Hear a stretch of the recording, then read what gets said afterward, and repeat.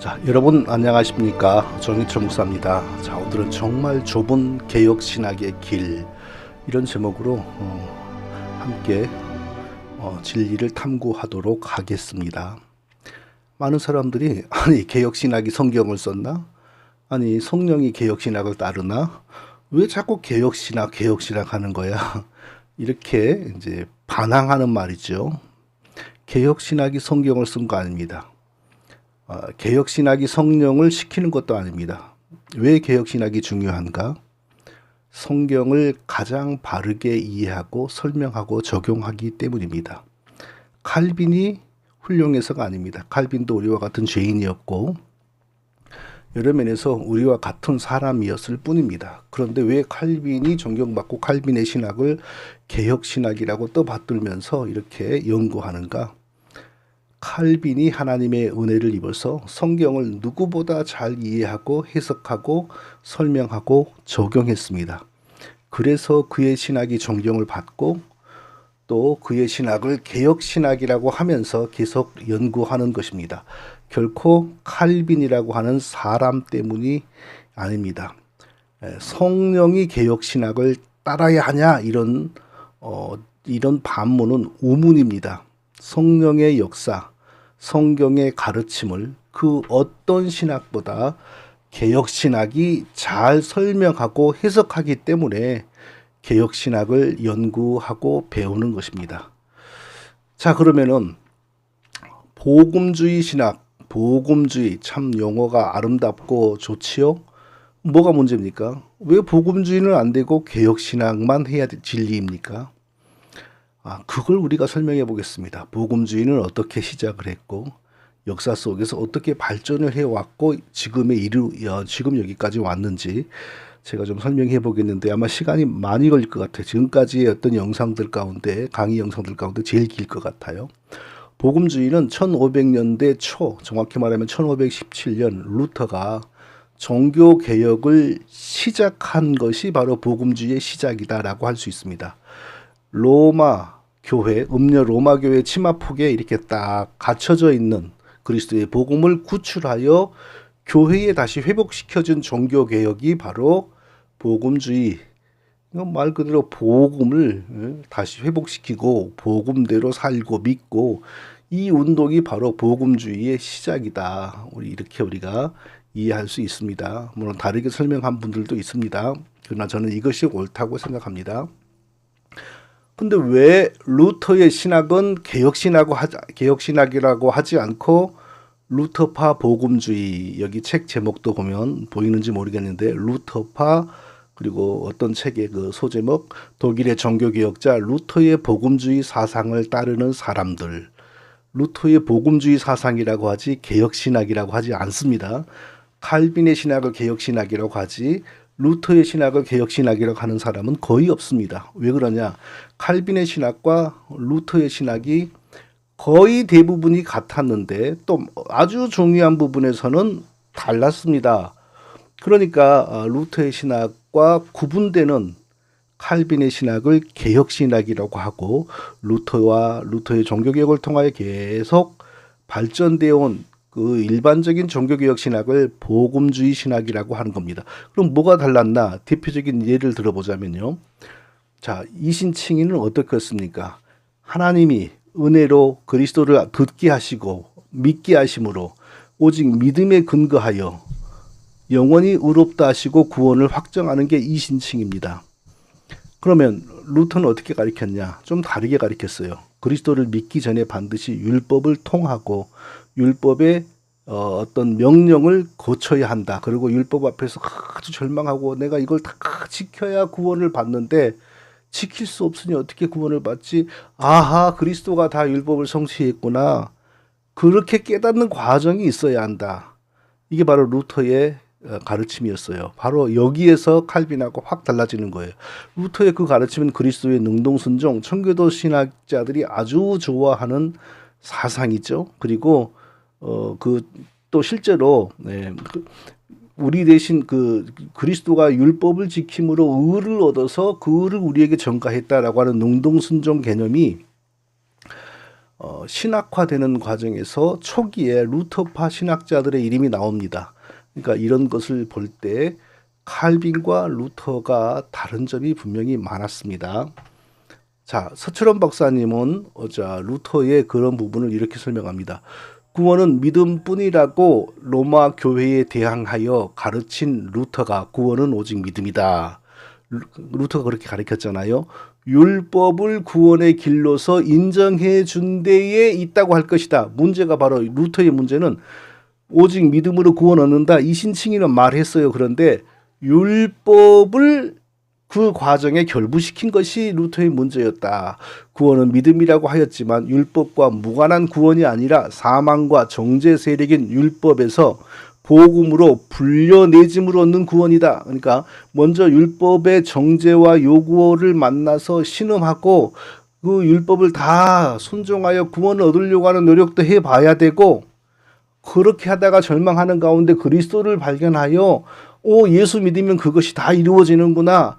루터는 이렇게 생각했다 이거예요. 그러면 이방인들은요? 이방인들도 프랑스 이방인들, 영국 이방인들 전부 먼저 율법을 배워야 되죠. 그러니까 기독교가 이상해져 버리는 거예요. 사도들은 그 율법을 가르치지 않았어요. 언제 어디서나 예수 그리스도의 십자가 복음을 말했지 먼저 율법을 가르쳐가지고 한번 지켜보란 말이야 막 하고, 그리고 거꾸로 놓고 넘어뜨려 놓고 너 못 지켰지? 예수님을 믿어. 이런 식으로 한 적이 없어요. 루터에게는 율법과 복음이 사망과 생명처럼 마주선다. 그의 이해에 따르면 아직도 율법은 구원의 길로 역사한다. 그러니까 루터의 신학에 의하면 구원을 받는 것은 그냥 즉시 전도받고 예수 믿음으로 얻어지는 게 아니고, 전도받기 전에, 그리스도를 전도받기 전에 율법에 대해서 듣고 배워서 율법대로 살아보려고 하는 노력하는 과정을 거쳐야 한다. 꼭 청교도의 그 능동순종 신학하고 같잖아요. 그러니까 청교도 능동순종하는 사람들이, 회심 준비를 하는 사람들이 되게 좋아해요. 루터를 인용한단 말이에요. 자, 이렇게 루터와 칼빈 사이에 다른 점이 많아요.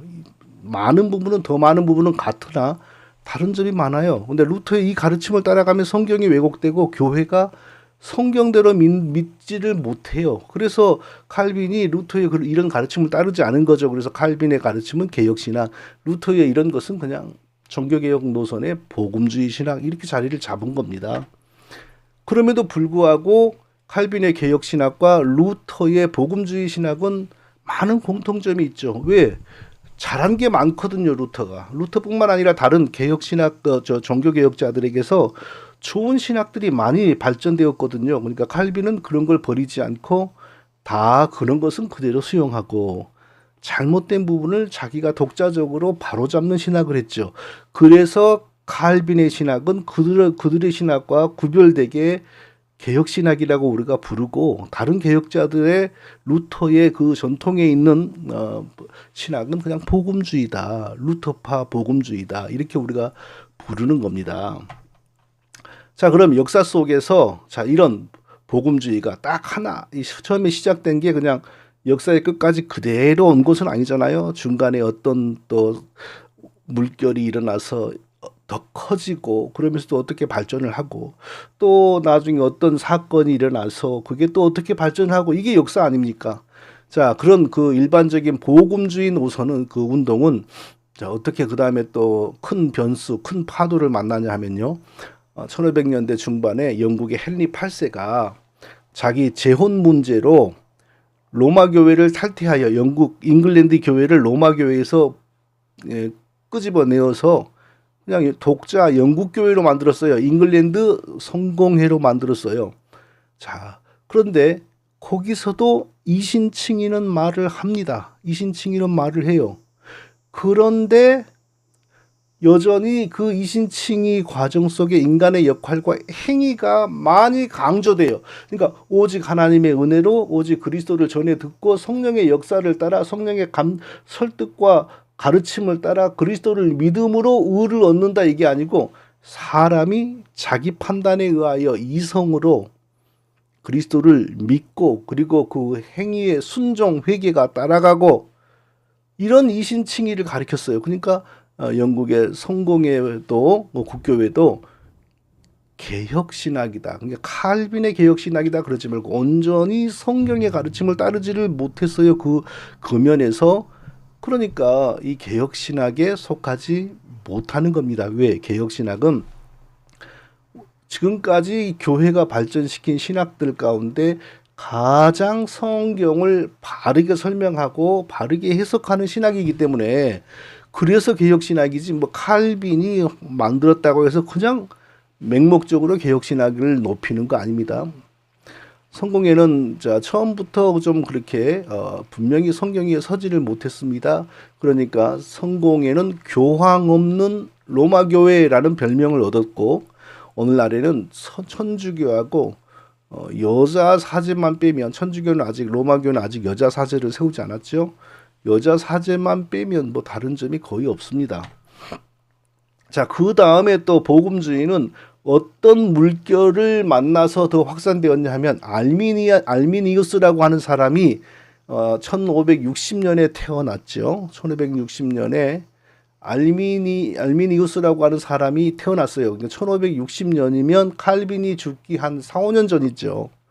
칼빈주의가 이제 생겨났지만 그러나 확실하게 뿌리를 내리지는 못했을 때죠.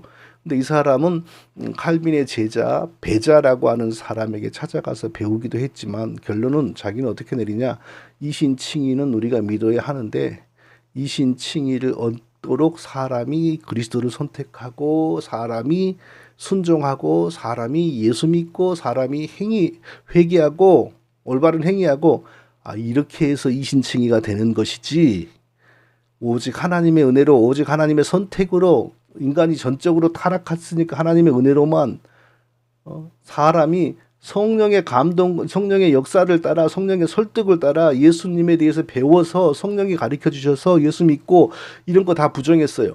예정도 말은 했는데 하나님이 주권적으로 그냥 선택한 것이 아니고, 하나님 보시기에 저 사람은 나중에 전도하면 믿을 것 같다, 하나님이 그걸 미리 아시고 그 사람을 선택했다. 그러니까 이 사람의 신학은 전부 휴먼 베이스드, 인간의 그 중심된, 인간의 근본을 둔 신학입니다.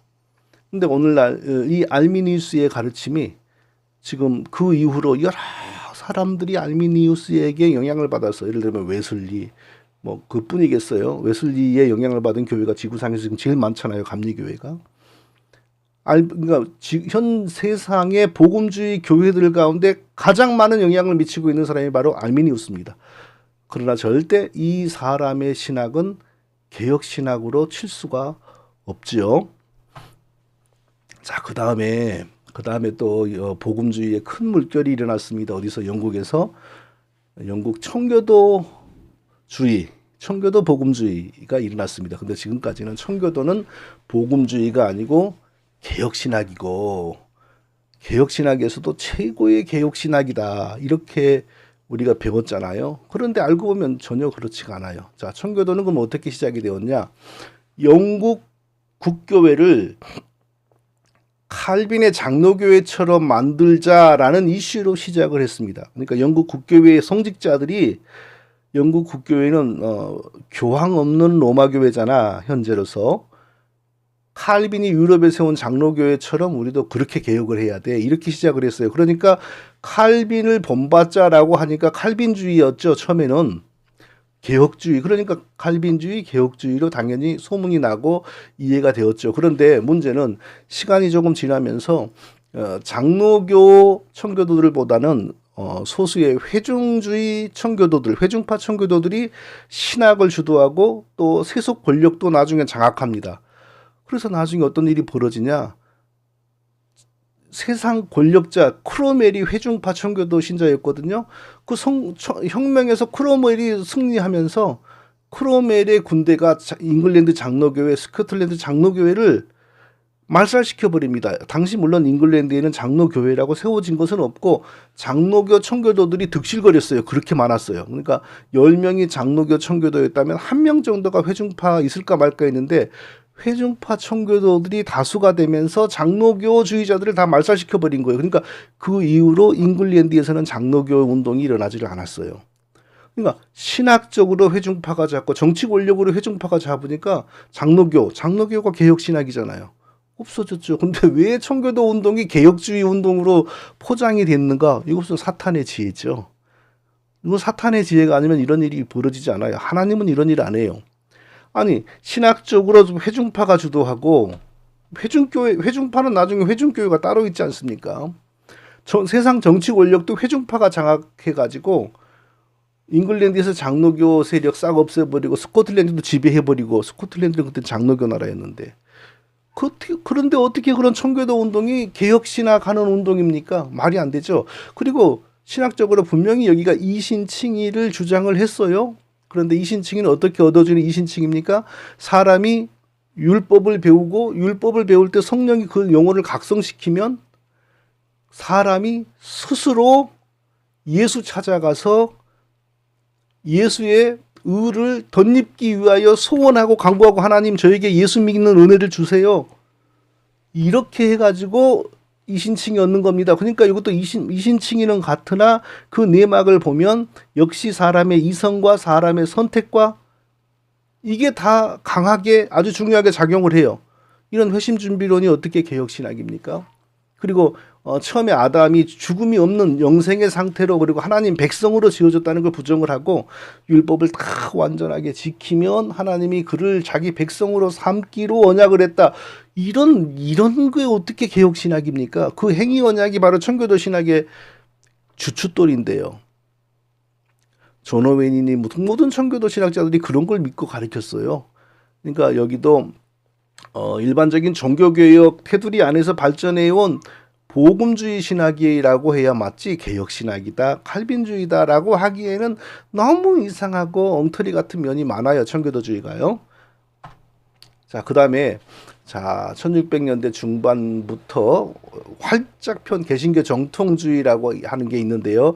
리폼드 올더독시라고 하는 게 있는데, 이것은 무슨 운동이라기보다 신학 방법입니다. 그러니까 신학 운동이라고 생각하면 돼요. 자, 이것은 왜 생겨났냐?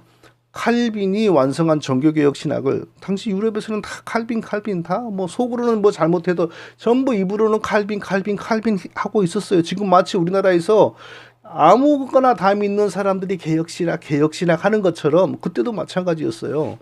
칼빈의 신학을 유럽의 개신교회에게 정착시켜야 돼요. 정착시키려면 뭘 해야 되죠? 교리 만들어서 가르쳐야 되고, 우리는 이걸 이렇게 믿는다라고 신앙고백서 만들어서 가르치고 뭐 그런 거 하는 거죠. 그런데 그거 자체가 나쁜 건 아니죠. 그런데 문제는 그런 신학적인 작업을 하는 신학의 방법이라고 하는 게 있는데, 다시 중세 로마교회의 방법을 따라가 버린 겁니다. 중세 로마교회 신학 방법이 스콜라주의, 아리스토텔레스의 철학으로 신학을 하는 방법이었는데, 칼빈은 그걸 다 버렸죠. 근데 칼빈이 죽고 나자 좀 시간이 지나서 유럽에 다시 아리스토텔레스의 철학이 유럽에서 인기를 끌었어요. 그러니까 그 시대의 개신교 신학자들이, 칼빈의 후예들이 다 아리스토텔레스의 철학을 배우고 그 철학의 방법으로 신학을 했어요. 그러니까 중세 로마교회 철학을 스콜라주의라고 하는데, 이 시대에, 그러니까 칼빈의 신학을 유럽 교회에 정착시킬 때의 개신교 신학자들의, 종교개혁 신학자들의 방법은 뭐였냐? 프로테스탄트 스콜라티시즘, 개신교 스콜라주의라고 불려요. 왜? 똑같은 스콜라주의 신학 방법을 개신교 신학자들이 사용했기 때문에. 그 스콜라 프로테스탄티시즘, 프로테스탄트 스콜라티시즘의 대표적인 작품이 뭐냐? 웨스트민스터 신앙고백입니다. 그러면 그 아리스토텔레스 철학의 신학 방법이 뭐냐? 그 아리스토텔레스 철학이 그렇잖아요. 뭐가 어떻고, 그 다음에 뭐가 어떻고, 이런 논리 유추에 의한 결과, 이런 거잖아요. 그러니까 그런 식으로 신학도 구성하니까, 예를 들자면 뭐 그리스도가 어떻게 우리의 죄를 용서했냐, 십자가의 죽음으로 죄를 용서했다. 그럼 그리스도는 어떻게 우리를 의롭게 만들었냐, 그리스도가 이 모세의 율법을 다 지켜서 의를 먼저 얻으시고 그 의를 우리에게 전가했다. 이렇게 성경 중심으로 신학하지 않고 이성, 사유, 논리, 유추 이런 거에 익숙해가지고 성경을 떠나서 자기들의 그런 사변적인 신학을 만들어버린 게 바로 능동순종, 행위언약 뭐 이런 거란 말입니다. 오늘날에 와서는 그런데 오늘날에 와서는 개신교 정통주의, 프로테스탄트 스콜라티시즘을 칼빈의 신학이라고, 칼빈에게 합당한 신학이라고 우기는데 아주 열심이죠. 그래서 칼빈 이후의 개혁신학, 뭐 이런 제목의 책들이 나오는 겁니다. 칼빈 이후의 개혁신학, 사실은 이 개신교 정통주의를 말해요. 그리고 중세의 로마교회의 신학 방법인 스콜라주의에 의해서 만들어진 신학입니다. 칼빈이 버린 아리스토텔레스의 신학 방법 스콜라주의를 그 나중에 신학자들이 그 방법으로 신학을 했어요. 그러면 칼빈주의가 됩니까? 칼빈이 버린 것을 가지고 했으니까 칼빈주의가 될 수 없죠. 실제로 뭐 웨스트민스터 신앙고백 같은 데 보면 많은 내용은 좋은 내용이에요. 그러나 그 속에 보면 절대로 칼빈하고 맞지 않는 내용, 특히 행위언약 같은 게 다 들어있어요. 그런 건 우리가 버려야 됩니다. 자, 그 다음에 독일에서 경건주의 운동이 일어났죠. 경건주의 운동은 왜 일어났냐?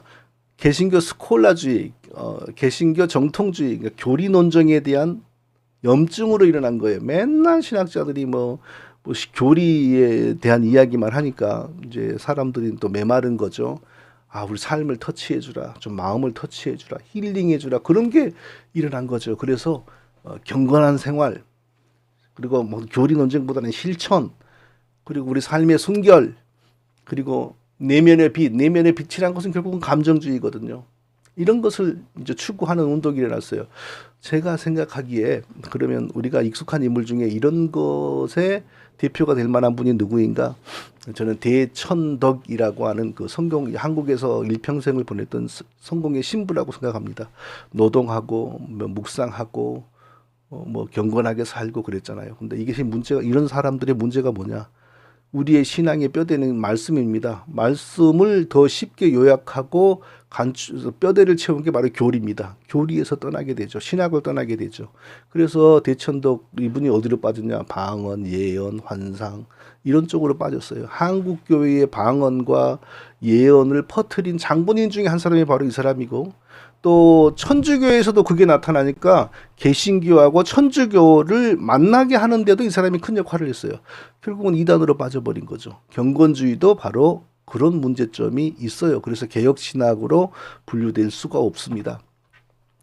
그 다음에 또 시간 순서를 좀 따라가는 겁니다. 역사에 일어난 굵직굵직한 사건들을 지금 살펴보는데요. 그 다음에 1700년대 중반에 지금 현재 미국 신대륙에서는 청교도 운동이 꽃을 피웠죠. 대각성, 1차 대각성. 1740년부터 43년 이 무렵이 아주 그냥 1차 대각선이 화려하게 꽃피었죠. 그게 또 지금까지는 엄청난 개혁신학이라고 소문이 나고, 그들이 얼마나 많이 에드워드 같은 그 인물을 팔아먹었습니까? 그런데 물론 표면적으로 개혁신학처럼 보였습니다. 알미니안주의 경계했지요. 영국의 국교회주의 경계했지요. 그런데 이들의 이신칭의도 역시 사람이 결단하고 사람이 깨달아서 그리스도를 찾아가서 하나님께 예수의 은혜를 부어달라고 간구하여 얻는 이신칭이었습니다. 율법을 선포할 때 성령이 영혼을 각성시킨다. 회심준비론이죠. 그럼 각성된 영혼이 그때부터 회개하고 예배하고 아직 구원받지 못했어요. 그러면서 예수의 은혜를 하나님께 부어달라고 계속 간구해요. 그 간구를 언제까지 해야 될지 자기도 몰라요. 근데 어느 순간 그 하나님이 응답하셔서 회심 체험을 주면, 그 회심 체험이라는 게 굉장히 신비적인 거죠. 주관적인 거고. 뭐 그러면 이제 이신칭의를 얻은 거예요. 교묘한 알미니안주의죠. 그리고 아주 신비적, 깨달음 신비주의, 주관주의, 뭐 내면의 불꽃, 이런 이단 사상하고 다 연관이 있습니다. 그리고 특별히 그 에드워즈라고 하는 사람은요, 아주 이단성이 강했어요. 혼자 묵상하다가 삼위일체 하나님을 이렇게 직접 봐버려요. 그게 아주 무서운 이단 현상입니다. 삼위일체의 신비를 직관하는 자는 이단입니다. 인간은 그럴 수가 없어요. 천국에 가서도 과연 삼위일체의 신비를 사람이 봐버릴까요? 천국 어렵다고 봐요. 어떻게 피조물은 하나님의 존재 방식을 파악할 수 없습니다. 근데 이 땅에서 묵상하다가 삼위일체를 보고 감동받고 그래가지고 혼자서 서너 시간씩 울고 그래요. 그뿐만이 아니에요. 이 사람이 집회할 때 율법의 저주 선포하고 그러면 사람들이 심신이 미약해집니다.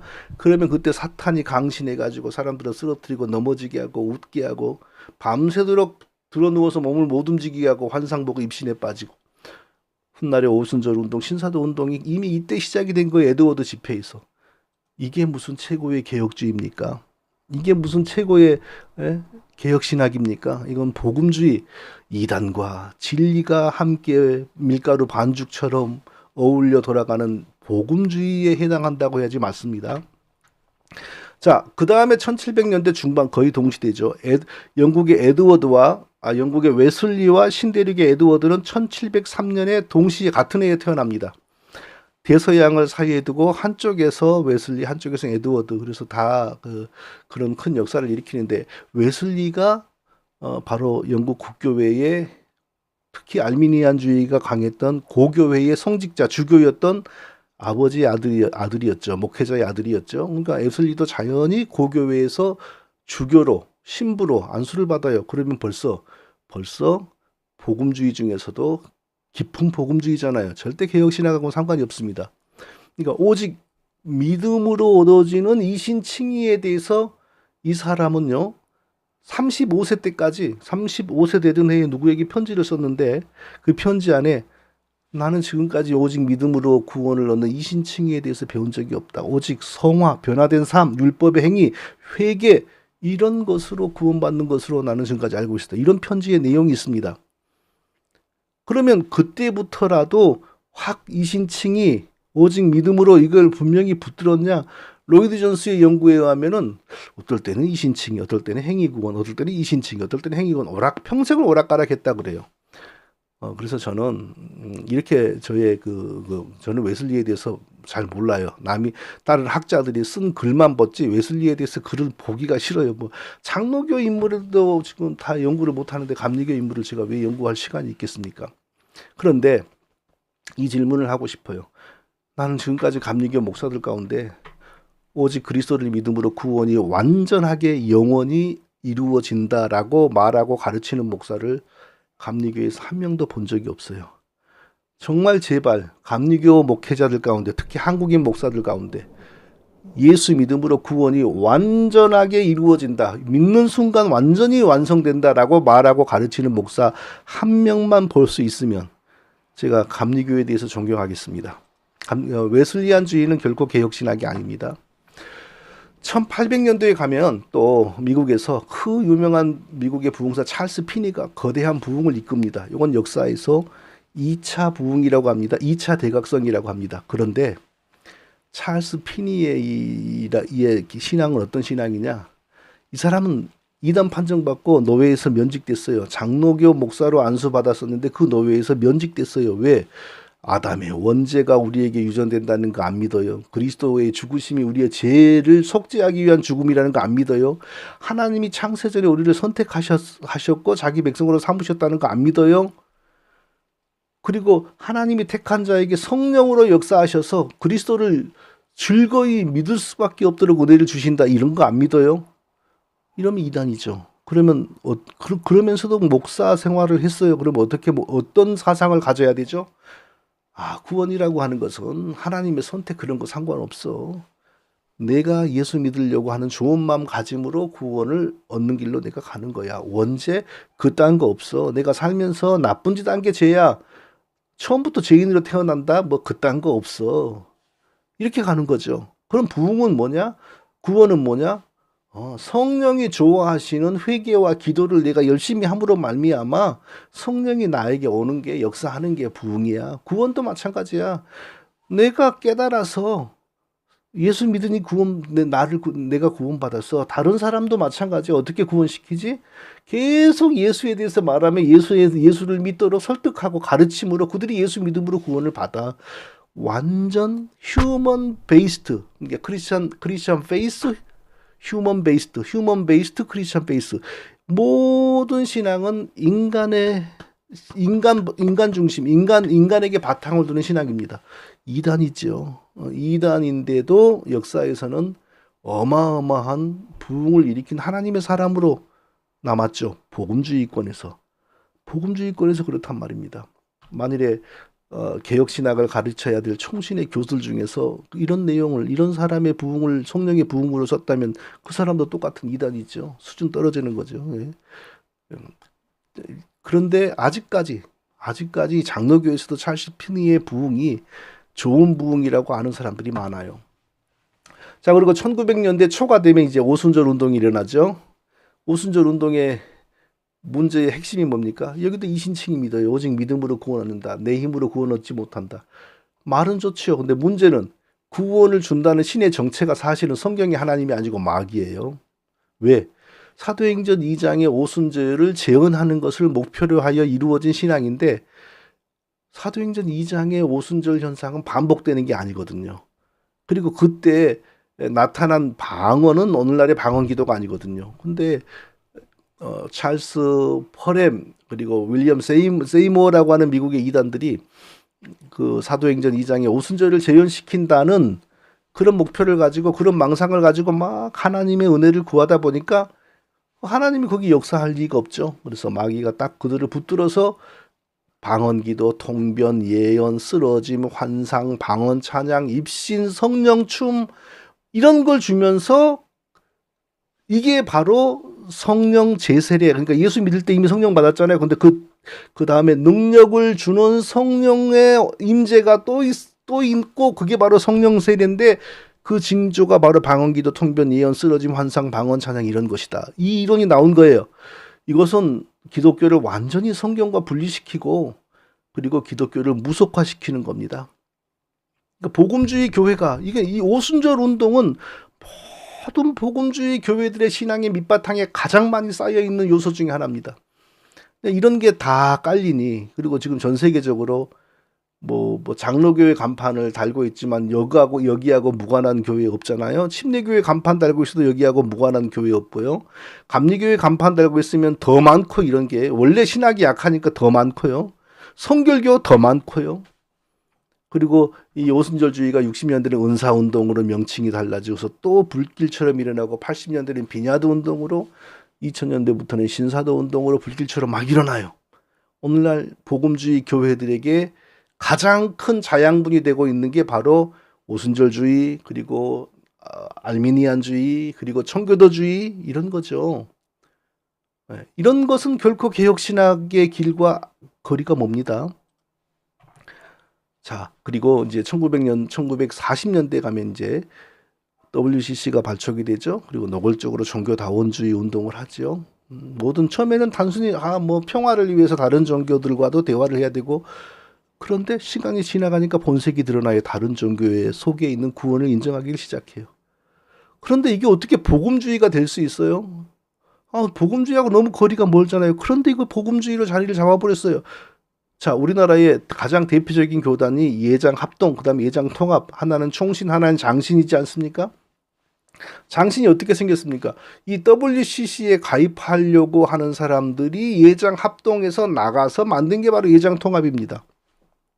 자, 이 사진을 보면 그때 당시에 이 떨어져 나간 사람들의 대표 리더인 한경직 목사인데 딱 교황을 만나고 있는 걸 보십시오.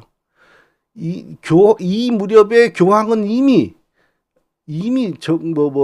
그리스도의 대리자이고 성스러운 아버지이고 이건 뭐 당연한 거고요. 그리고 천주교는 이미 이 무렵에 모든 종교의 구원을 이미 인정을 했을 때입니다. 자, 그런데 이 복음주의 이런 교회들이 바로 복음주의 교회로서 아무런 거리낌이 없는 거예요. 그러니 복음주의 안에 물론 복음주의가 다 틀렸다는 거 아닙니다. 우리 개혁신학과 같은 내용이 복음주의 안에 많습니다. 그런데 절대로 우리가 받아들일 수 없는 독들을 이렇게 다 내포하고 있어요. 그리고 그 독의 농도가 시간이 갈수록 점점 진해져요. 그래서 지금은 복음주의 그러면 가까이 할 수 없는 것이 돼요. 자, 오늘은 시간이 너무 길어서 제가 이제 신복음주의까지는 살펴보지 못하겠는데요. 신복음주의가 1950년대에 생겨납니다. 그건 다음에 좀 별도로 한번 살펴보겠습니다. 많은 부분이 개혁신학과 같습니다. 복음주의가. 그런데 보세요. 이 화면에 이 역사의 굵직굵직한 복음주의의 큰 파도들과 운동들을 보세요. 점점 기독교를 성경으로부터 멀어지게 하고, 그리고 점점 처음에는 표시가 나지 않게 나중에는 노골적으로 사탄을 섬기는 교회로 만들어 버려요. 그러니까 복음주의는 결국 사탄주의다. 오늘날 신복음주의가 되면서 복음주의 교회들은 다 여성 안수 도입하죠. 동성애에 대해서도 이제 살살살살 마음의 문을 열고 있죠. 점점 심각해지고 있어요. 자, 그러면 이렇게 반문하고 있어요. 반문해 보겠습니다. 이 역사 속에서 이런 것과 관련된 거 다 지우고 나면 몇 개가 남습니까?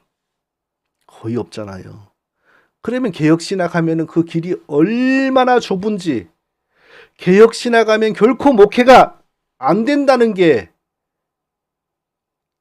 이미 드러나지 않습니까? 개혁신학 하면서 교회가 커지고, 개혁신학 하면서 교인이 10,000명이 되고, 개혁신학 하면서 명성을 얻고 성공을 얻는다. 새빨간 거짓말입니다. 예수님은 좁은 길로 가라고 했습니다. 사람이 좁은 길 선택하지 못하죠. 좁은 길로 가게 하시는 분은 하나님이시죠. 그런데 꼭 성경은 그렇게 말해요. 마치 사람이 구원을 선택할 수 있는 것처럼. 좁은 길로 들어가는 사람이 진짜 들어가 있는 사람이 하나님의 사람이에요. 개혁신학 하는 사람이 어떻게 세상에서 커지고 부흥하고 부유해지고 성공하는 목회자가 될 수 있습니까? 극히 드문 일이지요. 전혀 없지는 않을지라도 이 모든 것 안에 있는 독소들을 제거하고, 그러다 보니까 개혁주의자들은 비판이 많고요. 따지고요. 그리고 다 좋다고 하는데 혼자 저거 아니야 이렇게 말하는 경우가 많고요. 자, 그런 것입니다. 자, 오늘 강의 마치겠습니다. 개혁신학한다 함부로 말할 게 아닙니다. 개혁신학한다는 사람들은 여기 안에 있는 문제들을 다 걸러내는 겁니다. 여기 안에 문제들을 걸러내지 않으면서 개혁신학한다라고 하는 사람은 거짓말장입니다. 개혁신학의 길은 진짜 좁습니다. 하나님에게는 칭찬받아도 세상에서는 성공할 수 없는 길이 바로 개혁신학하는 길입니다. 그러니까 개혁신학의 길을 가는 사람이 드물지요. 왜? 가난하잖아요. 성공하지 못하잖아요. 그러나 그 길이 생명의 길이요 면류관의 길이라는 것을 모릅니다. 왜? 하나님이 그 은혜를 주시지 않았기 때문에. 다음에는 자, 그러면 이 복음주의가 1950년대에 들어서 어떻게 신복음주의로 바뀌면서 더 사탄주의에 근접했는지를 살펴보겠습니다. 건강하시기 바랍니다. 또 뵙겠습니다.